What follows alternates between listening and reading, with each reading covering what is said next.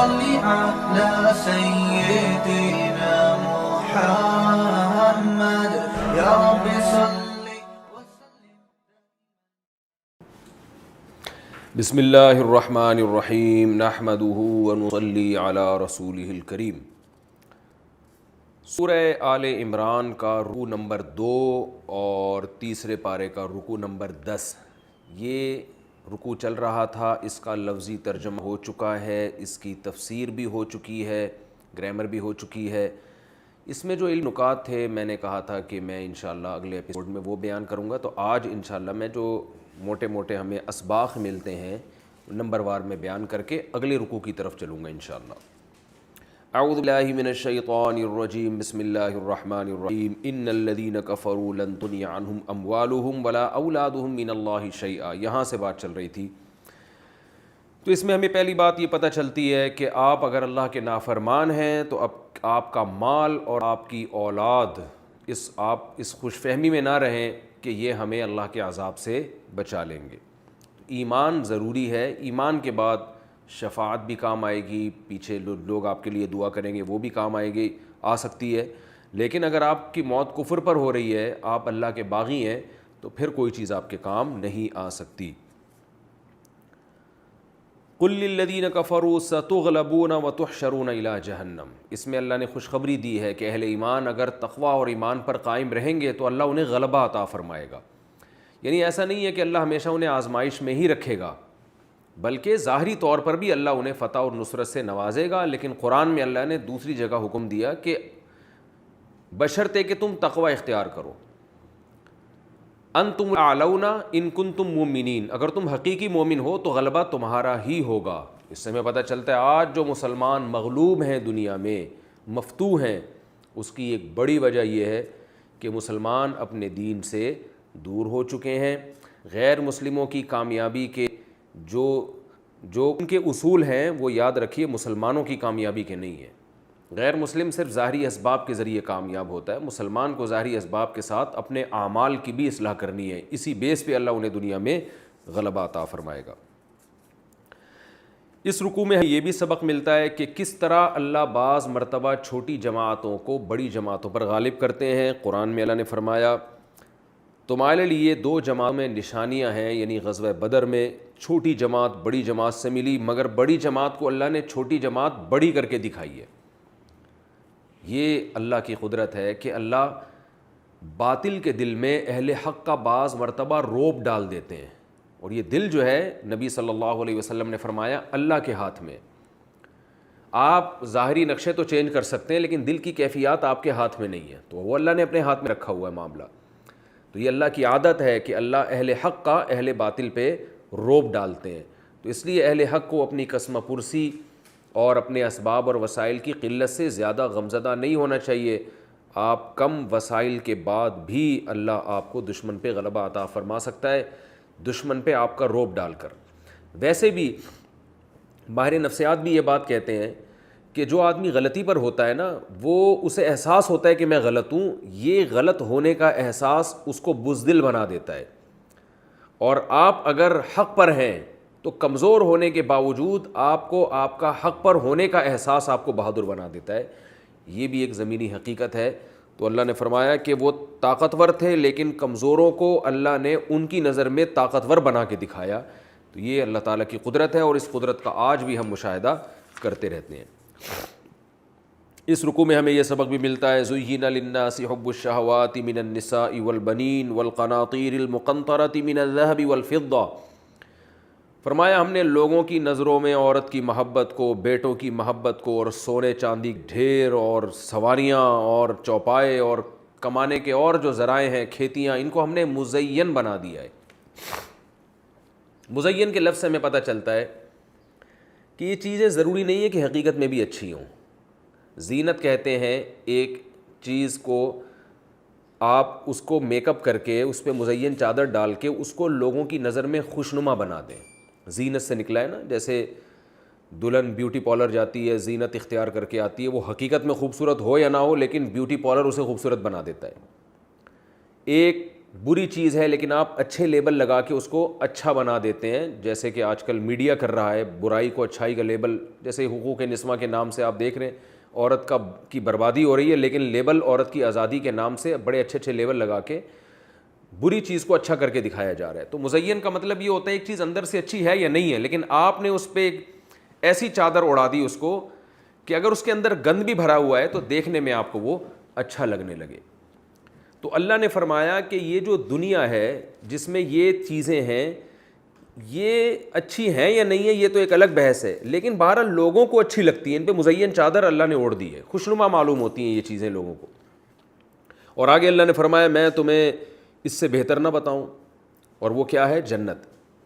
اس میں ہمیں یہ اشارہ دے دیا ہے کہ تمہیں دنیا خوشنما تو لگ رہی ہے، اللہ کی طرف سے پابندی بھی نہیں ہے دنیا اختیار کرنے پر، کسی پیغمبر نے دنیا کمانے کو، دنیا اختیار کرنے کو حرام نہیں قرار دیا، بلکہ ہمارے پیغمبر نے تو ترغیب دی ہے بہت سارے مقامات پر۔ قرآن نے اللہ کے فضل کو تلاش کرنا، اس کو یعنی اس کی ترغیب دی ہے قرآن مجید نے۔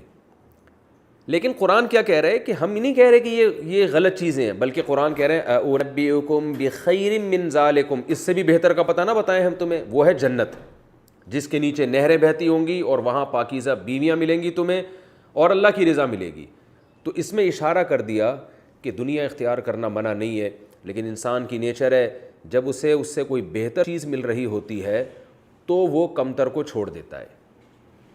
آپ کے پاس کوئی شخص سونے کا چھوٹا سا سکہ لے کر آئے اور آپ کے پاس ایک دوسرا شخص ڈائمنڈ لے کر آ رہا ہے جو کروڑوں روپے کا ہے، اس سونے کی قیمت ہے 2-4 لاکھ اور ڈائمنڈ کی قیمت ہے کروڑوں روپے، آپ کو آپشن دیا جاتا ہے کہ ان دونوں میں سے ایک اختیار کرو، آپ کہتے ہو کہ میں ڈائمنڈ لوں گا۔ اب کوئی شخص کہا یار تمہیں فری میں سونے کا سکہ مل رہا ہے تم نہیں لے رہے، تو آپ اس کو جواب میں یہ کہیں گے کہ مجھے سونے کی سکہ ایک قیمتی چیز مل رہی ہے، لیکن اگر میں یہ سونے کا سکہ لیتا ہوں تو اس سے قیمتی سے محروم ہو جاتا ہوں میں، اور وہ ہے ڈائمنڈ۔ تو یہاں بھی قرآن کہہ رہا ہے کہ یہ سب چیزیں ہیں لیکن یہ آزمائش ہے۔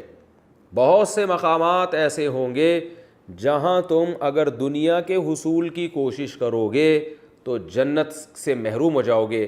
تو ہمیشہ اعلیٰ کی تلاش میں انسان کمتر کو قربان کر دیتا ہے، کمتر کی لالچ میں اعلیٰ کو قربان نہیں کرتا۔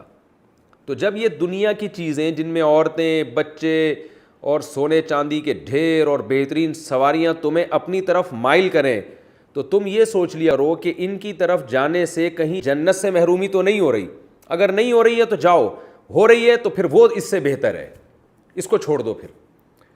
اور دنیا کی طرف جانے سے آخرت کا نقصان کب ہوتا ہے؟ جب دنیا ناجائز طریقے سے آپ کما رہے ہوں اور اپنی خواہشات کو حرام طریقے سے آپ پوری کر رہے ہوں۔ جیسے اللہ نے عورت کا ذکر کیا، اگر عورت سے تعلق آپ بغیر نکاح کے رکھ رہے ہیں، دوستیاں لگا رہے ہیں، تو یہ تعلق قیامت کے دن آپ کو جنت کی نعمتوں سے محروم کر دے گا۔ ایسے موقع پہ آپ نے گھٹیا چیز کو لے لیا اور اعلیٰ سے آپ محروم ہو گئے۔ اگر آپ بیٹوں کی طرف جا رہے ہیں، اولاد پہ فخر کر رہے ہیں کہ مجھے اللہ نے اتنی اولاد دی، مجھے بیٹے دیے، لیکن آپ اپنی اولاد کو خوش کرنے کے لیے، ان کے دل میں اپنی محبت پیدا کرنے کے لیے ناجائز کی طرف جاتے ہیں تو آپ آخرت سے محروم ہو رہے ہیں اور دنیا کی لذتوں میں آپ پڑ رہے ہیں۔ اگر آپ القناطیر المقنطرہ من الذهب والفضہ، سونے اور چاندی کے ڈھیر کی طرف جا رہے ہیں، یہ بینک بیلنس، اس زمانے میں سونے چاندی کے ڈھیر نہیں ہوتے، اس زمانے میں آپ کا بینک اسٹیٹمنٹ دیکھا جاتا ہے کہ آپ کے پاس کتنا سرمایہ ہے، آپ کی پراپرٹی دیکھی جاتی ہے۔ تو اگر آپ اس مال کی طرف مائل ہو رہے ہیں اور اس مال کو کمانے کی کوشش کر رہے ہیں کیونکہ آپ کو یہ چیزیں خوشنما معلوم ہوتی ہیں اور آپ زیادہ سے زیادہ اکٹھی کرنے کی کوشش میں لگے ہوئے ہیں، لیکن وہ کوشش کا طریقہ وہ ہے کہ آپ نہ کمانے میں یہ دیکھتے ہیں کہ حلال کما رہا ہوں یا حرام، اور نہ خرچ کرنے میں یہ دیکھتے ہیں کہ حلال خرچ کر رہا ہوں یا حرام جگہ پہ خرچ کر رہا ہوں، تو اس کا مطلب آپ دنیا تو حاصل کر رہے ہیں لیکن آپ اپنے آپ کو آخرت سے محروم کر رہے ہیں۔ تو اللہ فرما رہے ہیں اُنَبِّئُکُم بِخَیْرٍ مِّن ذَلِکُم، یہ جو سونے اور چاندی کے ڈھیر ہیں ہم تمہیں بتاتے ہیں اس سے بھی بہتر ہے ہمارے پاس، تو ان ڈھیروں کے چکر میں وہاں سے محروم نہ ہو جانا۔ ہاں، نبی صلی اللہ علیہ وسلم نے فرمایا اگر کوئی ایمانداری سے تجارت کرتا ہے اور مال اس لیے کماتا ہے تاکہ لوگوں کے سامنے ہاتھ نہ پھیلائے اور خیر میں خرچ کر سکے، اس کو رشتہ داروں پہ خرچ کر سکے، تو اس پہ تو خوشخبری ہے کہ وہ قیامت کے دن پیغمبروں کے ساتھ ہوگا، کیونکہ یہاں مال اسے آخرت سے غافل نہیں کر رہا بلکہ مال آخرت میں اور ترقی کا ذریعہ بن رہا ہے۔ تو یہ تمام مثالیں قرآن مجید نے بہترین مثالیں دی. والخیل المسومہ، گھوڑے، اس زمانے کی بہترین سواری گھوڑا تھی. تو میں نے بار بار یہ بات بتائی ہے کہ قرآن جزئیات بیان کرتا ہے لیکن قاعدے اور اصول مقصد ہوتے ہیں. گھوڑے سے مراد سواری ہے، بہترین سواریاں ہمیشہ سے انسان اس پہ فخر کرتا ہے. آج کی بہترین سواری بڑی بڑی گاڑیاں ہیں جن میں لوگ فخر کرتے ہیں اور رکشے اور ٹیکسی والوں کو حقارت کی نظر سے دیکھتے ہیں. تو اللہ فرماتے ہیں کہ وہ رکشے اور ٹیکسی والا یا وہ گدھا گاڑی والا جس کی آخرت محفوظ ہے، اس لینڈ کروزر والے سے کروڑہ گنا بہتر ہے جس کے پاس لینڈ کروزر ہے اور وہ اس میں سفر کرتا ہے مگر وہ اپنی آخرت کا نقصان کر بیٹھا ہے. والانعام والحرث، یہ چوپائے اور کھیتیاں یہ ارننگ کا ذریعہ تھیں. بزنس اور آپ کی جاب کیسی ہے اس پہ بھی لوگ فخر کرتے ہیں. تو یہ تمام چیزیں لوگوں کی نظر میں اٹریکٹیو ہیں لیکن اللہ فرما رہے ہیں کہ اس سے بھی بہتر ہے ہمارے پاس آخرت میں. اور اس کی قیمت کیا ہے؟ اتقوا، جو لوگ تقوی اختیار کرتے ہیں. یہ دنیا کی جو چیزیں ہیں نا ان کی قیمت کیا ہے؟ پیسہ دے کے آپ یہ چیزیں لیتے ہیں. لیکن آخرت میں جو نعمتیں آپ کو ملیں گی، للذین اتقوا عند ربہم، اللہ فرماتے ہیں کہ جو اپنے رب سے ڈرتے ہیں ان کے پاس ان کے رب کے نزدیک جنتی نعمتیں ہیں. ڈرنے کا مطلب کیا ہے؟ گناہوں سے بچتے ہیں، اللہ کے خوف سے ڈر کے گناہ چھوڑ دیتے ہیں. میں بار بار یہ بات بتاتا ہوں کہ صرف ڈرنا کافی نہیں ہے، اتنا خوف کہ آپ کے قدم حرام کی طرف جانے سے بچ جائیں. تو یہ اس جنت کی قیمت ہے جو اللہ نے رکھی ہے. تو ہمیں یہ بھی ایک بہت اہم علمی نقطے کی بات اس آیت سے پتہ چلتی ہے. بہت اہم آیت ہے ہماری زندگی کے ہر شعبے میں کہ جب بھی آپ کو یہ چیزیں اللہ کی طرف مائل کریں آپ فوراً یہ سوچیں کہ اس سے بھی بہتر ہے. آپ کا بدنظری کا دل چاہتا ہے، کوئی حسین عورت جا رہی ہے آپ کا دیکھنے کا دل چاہتا ہے، حرام لذت کا دل چاہتا ہے آپ کا، آپ فوراً سوچیں کہ اللہ کے پاس اس سے بہتر ہے میرے لیے. آج میں اپنی نظر کو جھکا لوں گا تو کل اللہ میری اس آنکھوں کی خواہش کو پورا کریں گے. تو جب بھی گناہ کا خیال آئے اور دنیا اپنی طرف مائل کرے تو آخرت کا سوچ کے انسان کو موٹیویشن ملتی ہے اور وہ اس گناہ سے بچنے کی کوشش کرتا ہے اگر وہ عقل مند انسان ہوگا. ایک اور علمی نقطے کی بات یہ بھی پتہ چلتی ہے کہ اللہ تعالیٰ نے اس آیت میں جو چیزیں آپ کو محبوب ہیں ان کا تذکرہ کیا اور محبوب چیزوں میں سب سے پہلے عورت کا تذکرہ کیا ہے. علامہ ابن کثیر رحمہ اللہ تعالیٰ جو عالم اسلام کے مایہ ناز مفسر ہیں وہ اس آیت کی تفسیر میں لکھتے ہیں کہ اس آیت سے پتہ چلتا ہے کہ انسان کو سب سے زیادہ جو چیز مائل کرتی ہے اپنی طرف وہ عورت ہے. اس کے بعد اولاد جن میں بیٹے، کیونکہ لوگ عام طور پر بیٹوں کو بیٹیوں پہ ترجیح دیتے ہیں تو قرآن نے عام لوگوں کی عادت کے حساب سے ہی بات کی ہے. وہ الگ بات ہے کہ بہت سے لوگوں کو بیٹیاں زیادہ محبوب ہوتی ہیں اور خاص طور پہ دیندار لوگوں کو، لیکن قرآن چونکہ ایک عام انسانی فطرت بیان کر رہا ہے، لیس الذکر کالانثی، بیٹا جو کام کر سکتا ہے بیٹیاں نہیں کر سکتی، تو اس لیے عام طور پہ لوگ بیٹوں کی پیدائش پہ خوش ہوتے ہیں. تو اس لیے قرآن نے اس کا تذکرہ کیا ہے کہ جو لوگوں کی عام نیچر ہے وہ تو یہی ہے. تو علامہ ابن کثیر رحمہ اللہ تعالیٰ فرماتے ہیں کہ اس سے پتہ چلتا ہے کہ انسان کو جو مرد کو خاص طور پہ جو سب سے زیادہ چیز اپنی طرف مائل کرتی ہے وہ عورت کی ذات ہے، اس کے بعد اس کے بیٹے اور پھر القناطیر المقنطرہ، دولت اس کے بعد ہے. یعنی سب سے پہلے عورت، پھر اولاد اور پھر اس کے بعد دولت کے انبار. یہ چیزیں انسان کو اسی ترتیب سے مائل کرتی ہیں. تو وہ اس آیت کی تفسیر میں فرماتے ہیں کہ اس سے پتہ چلتا ہے کہ مرد کے لیے سب سے بڑا فتنہ اور آخرت کا میں بیڑا غرق کرنے کا جو سب سے بڑا سبب ہے وہ عورت ہے. یعنی اچھے لوگوں کا یہاں آ کے ایمان خطرے میں پڑ جاتا ہے.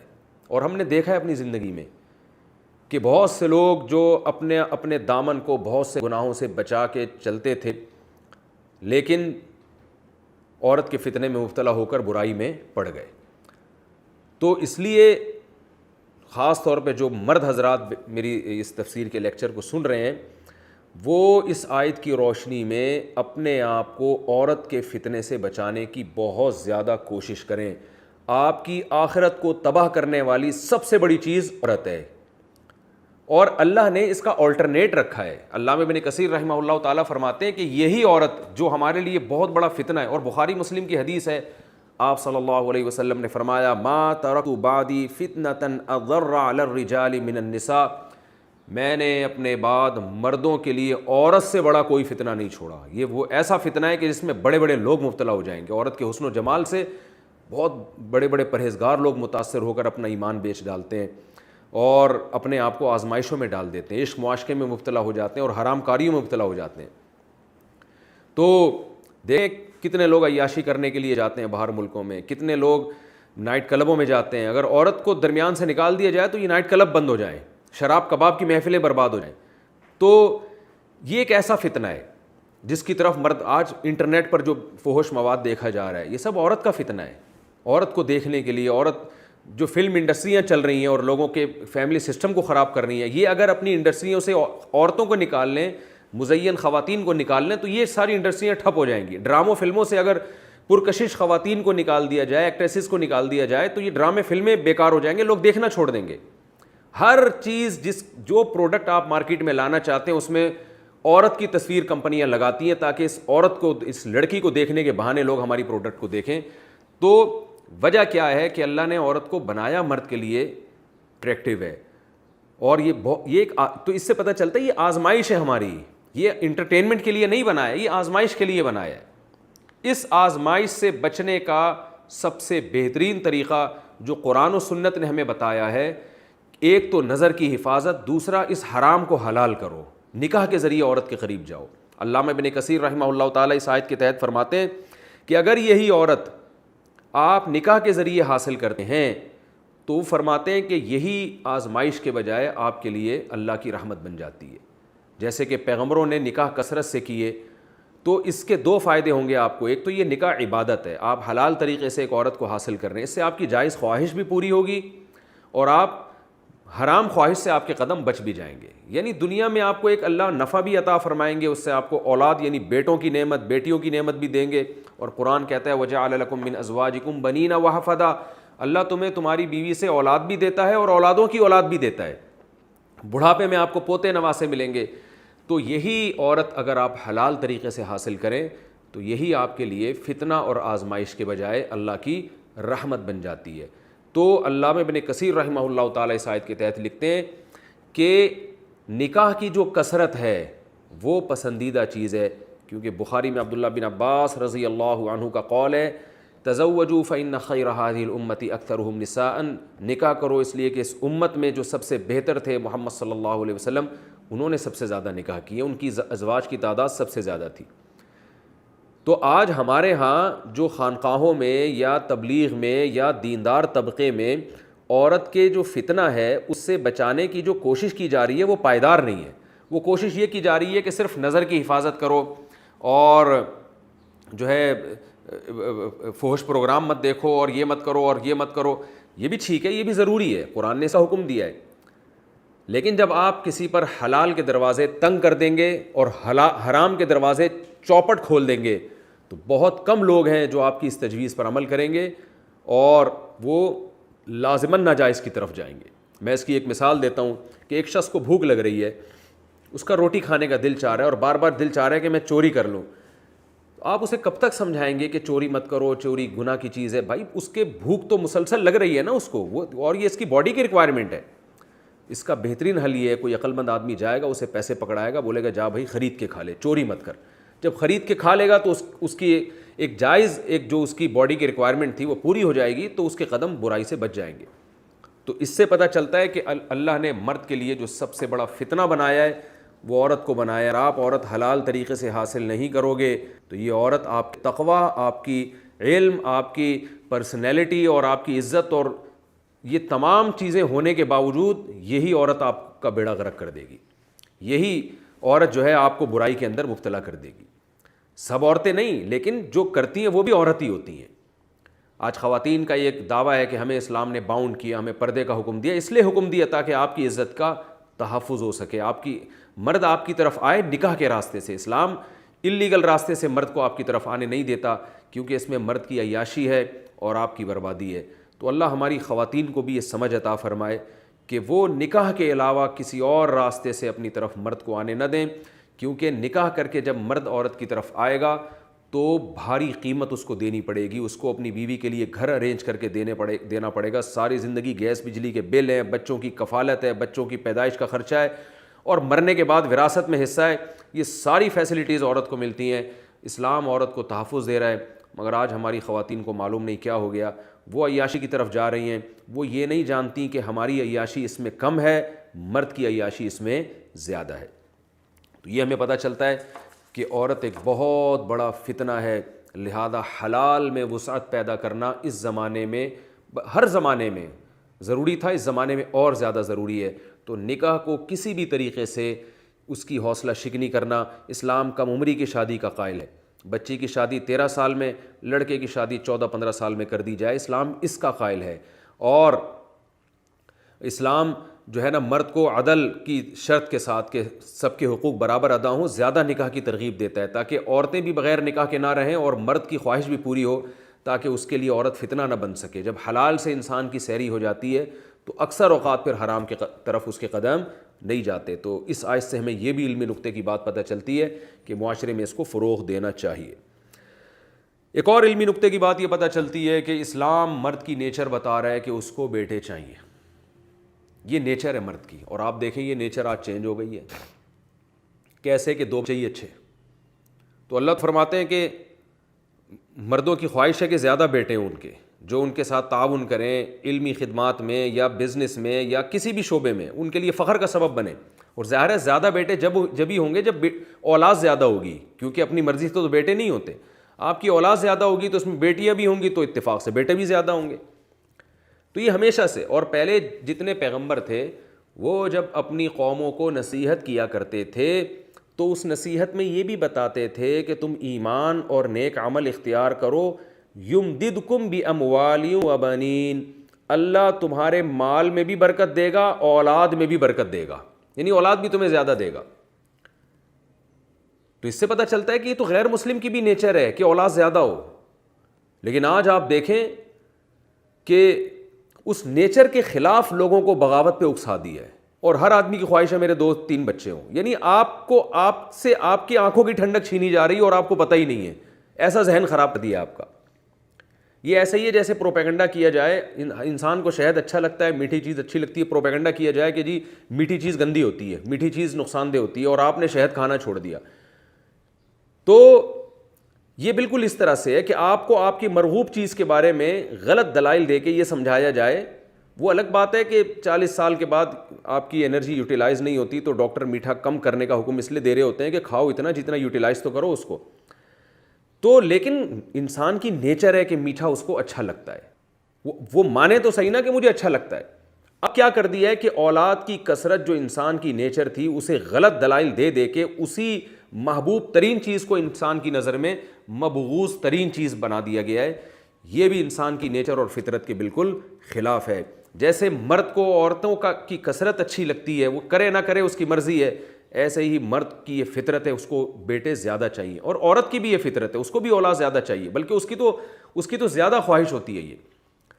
اور قرآن نے پچھلی امتوں کے واقعات میں جو میں نے نوح علیہ السلام کا تذکرہ کیا، نوح علیہ السلام نے اپنی قوم سے کیا فرمایا کہ تم تقوی اختیار کرو گے اللہ تمہیں کثرت سے اولاد دے گا۔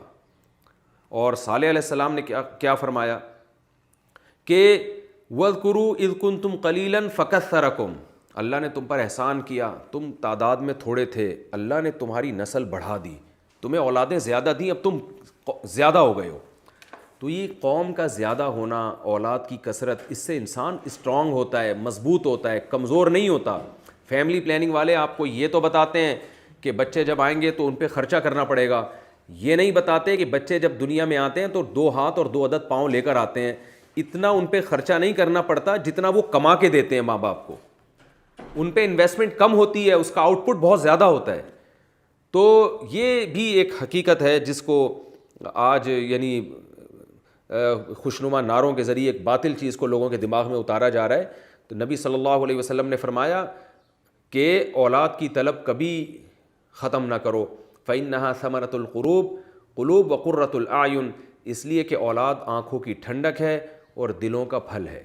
کس قدر ترغیب ہے، آپ کبھی اپنے چھوٹے بچوں کو دیکھیں کیسے پیارے لگتے ہیں، کیسا آنکھ پہ لگانے کا ان کا دل چاہتا ہے، اور کیسا ان کی باتیں، ان کی مسکراہٹ سن کے مزہ آتا ہے انسان کو۔ مائیں کیسے اپنے بچوں کو صبح ناشتہ کرا کے اسکول بھیج رہی ہوتی، کتنا پیارا لگتا ہے یہ منظر، اور ماں کیسے فخر کر رہی ہوتی ہے اپنے بچوں پر۔ تو لیکن یہ کہ وہ خوشنما نعروں کے ذریعے بالکل فطرت کے خلاف چلا دیا گیا ہے اور اب سب اسی رو میں بہہ گئے ہیں.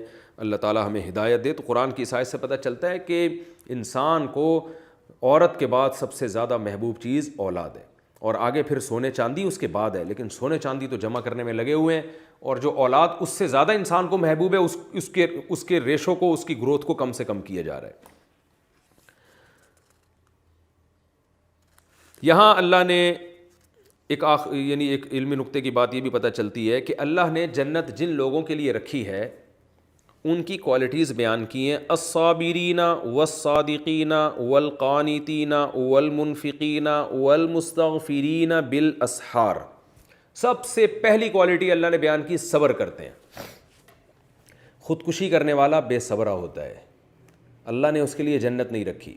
واویلا کرنے والا, ہائے ہوئے کرنے والا, ذرا سی بات پہ آج نوجوان سر دیواروں پہ جا کے مار رہے ہیں. تو صبر جو ہے نا, صبر, اپنے آپ کو روکنا, یہ اللہ کو پسند ہے. چیخنا, چلانا, واویلا کرنا, یہ صفت اللہ کو پسند نہیں ہے. دوسری الصادقین, سچے.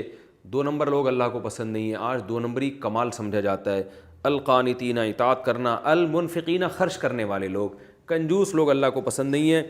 اور راتوں کو اٹھ کے گناہوں سے توبہ کرنے والے. آج وظیفوں پہ بڑا زور ہے. آپ کسی کو بتا دیں کہ صبح 4 بجے اٹھ کے آپ نے یہ وظیفہ پڑھنا ہے, اس سے آپ کا فلاں کام بن جائے گا, تو شروع ہو جائیں گے وہ لاکھوں مرتبہ. تو اللہ تو رات کو اٹھ کے ہمیں استغفار کا حکم دے رہے ہیں کہ اللہ سے جہنم کی پناہ مانگا کرو. اسی مضمون کو قرآن میں دوسرے مقام پر بھی بیان کیا. والذین یبیتون لربہم سجدا وقیاما. نیک لوگ سجدے اور قیام میں راتیں گزارتے ہیں اور اپنے رب سے اپنے رب کی جہنم سے پناہ مانگتے ہیں. تو راتوں کو اٹھ کے آخرت کی فکر کرنی چاہیے اور آخرت کے خوف سے اللہ کو پکارنا چاہیے. اس رکوع میں ہمیں یہ بھی پتہ چلتا ہے کہ اللہ نے توحید پر خود بھی گواہی دی, اس کے فرشتوں نے بھی, اور جتنے بھی اہل علم ہیں وہ توحید پر گواہی دیتے ہیں. اور اللہ نے اس آیت میں بار بار توحید کا تکرار کیا ہے کہ شہید اللہ انہ لا الہ الا ھو والملائکۃ, اللہ بھی گواہی دیتا ہے, فرشتے بھی, واولو العلم, اور اہل علم بھی. تو 3 قسم کے طبقے جب کسی بات پر گواہی دے رہے ہوں تو یہ اس بات کے سچے ہونے کی دلیل ہے. اس کو دلیل نقلی کہا جاتا ہے. لا الہ الا ھو العزیز الحکیم. اور ان الدین عند اللہ الاسلام, یہ ہمارے لیے بڑے فخر کی بات ہے کہ اللہ نے ببانگ دوہل اعلان کر دیا کہ جب اسلام دنیا میں آیا ہے تو پھر اسلام کے علاوہ کوئی اور مذہب اللہ کی نظر میں قابل قبول نہیں ہے. اور یہ بھی بتا دیا اللہ نے کہ یہ اسلام کے علاوہ کوئی مذہب اللہ قیامت میں نہیں مانے گا. سوال پیدا ہوتا ہے کہ غیر مسلم تو اسلام کو مانتے نہیں, تو اللہ نے اس کا بھی جواب دے دیا کہ یہ جو اختلاف کرتے ہیں اسلام میں, یہ دلیل کی بیس پہ نہیں ہے بلکہ ضد اور عناد کی بیس پر ہے. تو ہمیں اپنے بارے میں بھی سوچنا چاہیے کہ ہم اگر کسی سے کسی مسئلے میں اختلاف کرتے ہیں تو بغیم بینہم تو نہیں ہے وہ اختلاف. ایسا تو نہیں ہے کہ ضد اور ہٹ دھرمی اور حب جاہ کی بیس پر کہ ہم کسی سے آگے نکلنا چاہتے ہیں. قرآن میں یہ مضمون بہت زیادہ بیان ہوا ہے کہ حق سے اختلاف کرنے والے اکثر و بیشتر دلائل کی دنیا میں نہیں بلکہ ضد اور حسد کی بیس پہ. تو جو بیماری کامن ہوتی ہے اس کے بارے میں یہ سوچنا چاہیے کہ یہ بیماری میرے اندر تو نہیں ہے. اب کرونا پھیلا ہوا ہے, بہت سے لوگ ٹیسٹ کروا لیتے ہیں کہ یار تھوڑے سی بھی علامات ظاہر ہوتی ہے ٹیسٹ کروا لیتے ہیں کہ میرے اندر, ایسا تو نہیں کہ یہ جرثومہ میرے اندر چلا گیا ہو, یہ وائرس میرے اندر آ گیا ہو اور میں بیمار ہو گیا ہوں. تو روحانی بیماریاں بھی جو ہوتی ہیں جس کے بارے میں قرآن کہتا ہے یہ اکثر لوگوں میں پائی جاتی ہیں, تو ہمیں اپنا بھی ٹیسٹ کرانا چاہیے کہ یہ بیماری کہیں ہمارے اندر نہ ہو. اس کا بہت خیال کرنا چاہیے. آپ ڈیبیٹ میں جب کسی سے اختلاف کر رہے ہیں تو بار بار یہ استحضار کیا کریں, سوچا کریں کہ کہیں میں نے اس کو انا کا مسئلہ تو نہیں بنا لیا. ایسا تو نہیں ہے کہ میں سامنے والے کی بات مانوں گا تو میں چھوٹا ہو جاؤں گا, وہ بڑا ہو جائے گا. ایسا تو نہیں ہے میں اپنے مسلک کی تائید کے لیے دلیل دے رہا ہوں تو میرا مقصد اپنے مسلک کو بس صحیح ثابت کرنا ہے, حالانکہ دوسرے مسلک کے پاس دلیل مضبوط ہے, مجھ سے زیادہ مضبوط ہے. ایسا تو نہیں کہ میں اس کو نیچا دکھانا چاہتا ہوں. یہ ہمارے مذہبی فرقوں میں یہ بیماری ہول سیل کے حساب سے ہے, ہمارے سیاسی لیڈروں میں یہ بیماری اور سیاسی لیڈروں کو فالو کرنے والوں میں یہ بیماری بہت زیادہ ہے. اگر آپ کی سیاسی لیڈر سے کوئی غلط کام ہوگا آپ نے اس کی تعویل کر کے اس کو اچھا قرار دینا ہے. اپوزیشن سے اگر اس کے لیڈر سے اگر کوئی اچھا کام بھی ہوگا آپ نے اس کو غلط قرار دے کر اس کو برا قرار دینا ہے. یہ آج کل ہو رہا ہے اور لوگ دیکھ رہے ہیں کہ اپنا لیڈر بہت اچھا چاہے جتنا برا ہو، سامنے والا بہت برا چاہے جتنا اچھا ہو. تو یہ معیار یہ سب جگہ چل رہی ہے، اور یہ چیز انسان کو جہنم میں لے جانے کا سبب بنتی ہے. قرآن میں اللہ نے کیا فرمایا؟ اولو العلم قائما بالقسط، کہ اولو العلم جو گواہی دیتے ہیں انصاف پر کھڑے ہو کر دیتے ہیں، وہ رشتہ داری کو، اپنی سیاسی جماعتوں کو، اپنے مسلک کو درمیان میں نہیں لے کر آتے، جس چیز کو حق سمجھتے ہیں اس کو وہ بیان کرتے ہیں. تو ہمیں بھی اس کا خیال کرنا چاہیے. اور ایک اور علمی نکتے کی بات ہمیں اس سے یہ بھی پتہ چلتی ہے، فَإِنْ حَاجُّوكَ فَقُلْ أَسْلَمْتُ وَجْهِيَ لِلَّهِ وَمَنِ اتَّبَعَنِي. یہ بہت اہم پوائنٹ کی بات ہے جو قرآن بار بار بیان کرتا ہے، لہذا میں بھی اس علمی نکتے کو بار بار ہائی لائٹ کرتا ہوں. قرآن کہہ رہا ہے اتنے دلائل سننے کے بعد بھی اگر یہ آپ سے حجت بازی کرتے ہیں تو آپ ان کو واضح لفظوں میں کہہ دیجئے کہ میں اور میرے فالوورز اپنے آپ کو اللہ کے سپرد کر چکے ہیں. تم ایمان لاتے ہو تو لاؤ، نہیں لاتے ہو تو تمہاری مرضی. یہ کام ہوتا ہے بحث کو ختم کرنے کے لیے، ٹائم بچانے کے لیے، کہ ایک ہی طبقے پر آپ نے صبح و شام محنت نہیں کرنی ہے. آپ کے پاس ٹائم کم ہے اور دعوت کا میدان میں آپ کے پاس شعبے بہت زیادہ ہیں. تو ایسا نہ ہو کہ آپ ساری صلاحیتیں کسی ایک شخص پہ یا کسی ایک جماعت پہ لگا دیں اور آپ دیکھیں کہ یہ لوگ صحیح نہیں ہو رہے تو میں ان کو جب تک صحیح نہیں کروں گا میں دنیا سے جاؤں گا نہیں. یہ غلط طریقہ ہے. بہت سے لوگ دنیا میں ایسے ہیں کہ آپ اس طبقے کو چھوڑ کر دوسرے طبقے پہ محنت کریں گے، وہ آپ کی بات کو سنیں گے. رسول اللہ صلی اللہ علیہ وسلم نے 13 سال مکہ میں دعوت کا کام کیا، بہت تھوڑے لوگ ایمان لائے. اللہ نے حکم دیا کہ یہاں سے چلے جائیں آپ، یہ جتنے لے آئے ہیں اب اس سے زیادہ نہیں لائیں گے. اب کیا ہے، آپ آخری نبی ہیں، اب آپ کا وقت ضائع ہوگا.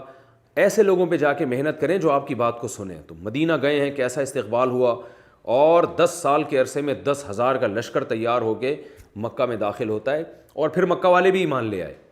تو یہ ہے، اس کو کہتے ہیں کہ براءت کا اعلان کر دینا، کہ بھائی ہم جتنا سمجھا سکتے تھے ہم نے آپ کو سمجھا دیا ہے، اس سے زیادہ ہمارے اندر صلاحیت نہیں ہے. میں نے دیکھا ہے اچھے اچھے لوگوں کی صلاحیتیں اس میں برباد ہوتی ہیں.